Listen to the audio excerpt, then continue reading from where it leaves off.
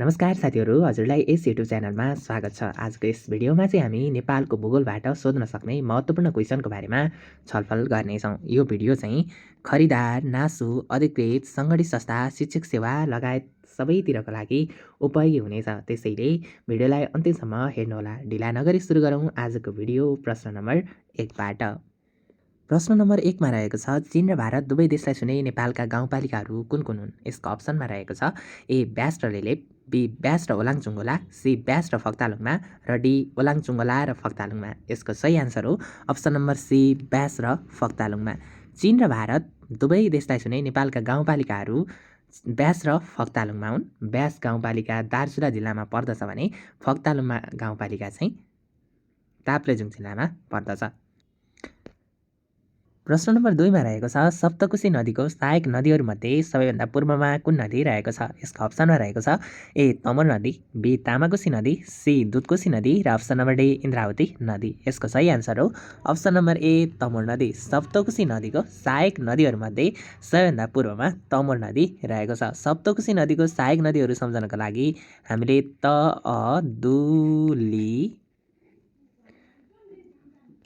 तासुई भनेर सम्झनुपर्छ, जसमा तबाट तरुण, अबाट अरुण, दुबाट दुधकोशी, लीबाट लिकु, ताबाट तामाकोशी, सुबाट सुनकोशी र ईबाट इन्द्रावती। सबैभन्दा पूर्वमा तमोर नदी रहेको छ भने सबैभन्दा पश्चिममा इन्द्रावती नदी रहेको छ।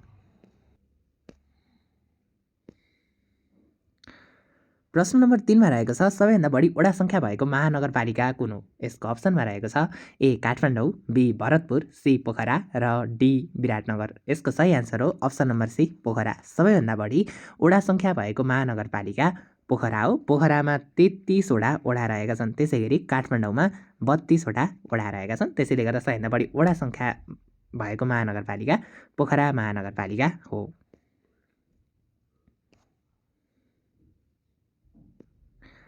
प्रश्न नम्बर 4मा रहेको छ, उत्तरमा हिमालयदेखि दक्षिणमा महाभारतसम्म फैलिएको जिल्ला कुन हो? यसको अप्सनमा रहेको छ ए काठमाडौँ, बी धादिङ, सी सिन्धुपाल्चोक र डी सिन्धुली। यसको सही आन्सर हो अप्सन नम्बर बी धादिङ। उत्तरमा हिमालयदेखि दक्षिणमा महाभारतसम्म फैलिएको जिल्ला धादिङ हो। त्यस्तै उत्तर हिमालयदेखि दक्षिणमा चुरेसम्म फैलिएको जिल्ला कुन हो भनेर आयो भने तपाईँले सिन्धुपाल्चोक भनेर भन्नुहोला। प्रश्न नम्बर 5मा रहेको छ, सबैभन्दा बढी जिल्लाहरूसँग सिमाना जोडिएको जिल्ला कुन हो? यसको अप्सनमा रहेको छ ए सुर्खेत, बी मकवानपुर, सी सिन्धुपाल्चोक र डी सिन्धुली। यसको सही आन्सर हो अप्सन नम्बर डी सिन्धुली। सबैभन्दा बढी जिल्लाहरूसँग सिमाना जोडिएको जिल्ला चाहिँ सिन्धुली हो। यसको चाहिँ 10वटा जिल्लाहरूसँग सिमाना जोडिएको छ।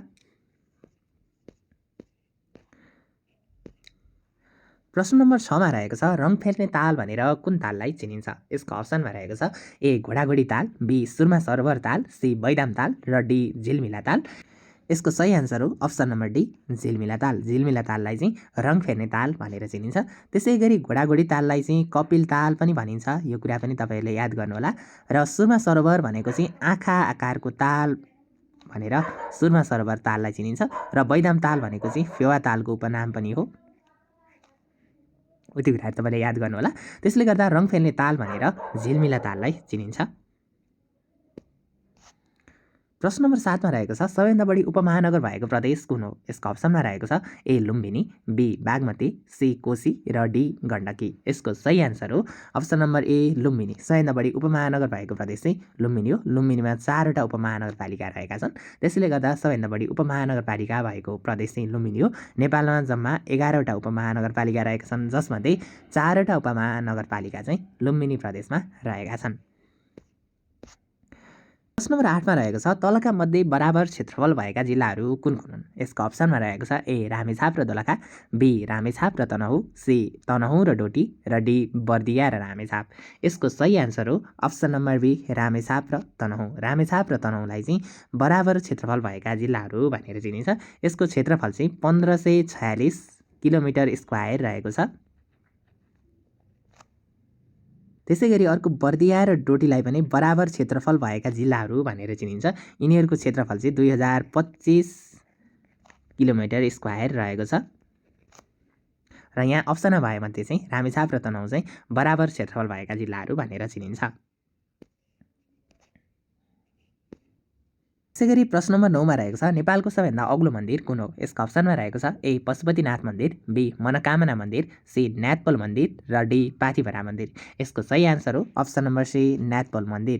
नेपालको सबैभन्दा अग्लो मन्दिर भनेर न्यातपोल मन्दिरलाई चिनिन्छ। यो चाहिँ भक्तपुरमा रहेको छ। भूपतिन्द्र मल्लले यसको निर्माण गरेका हुन्।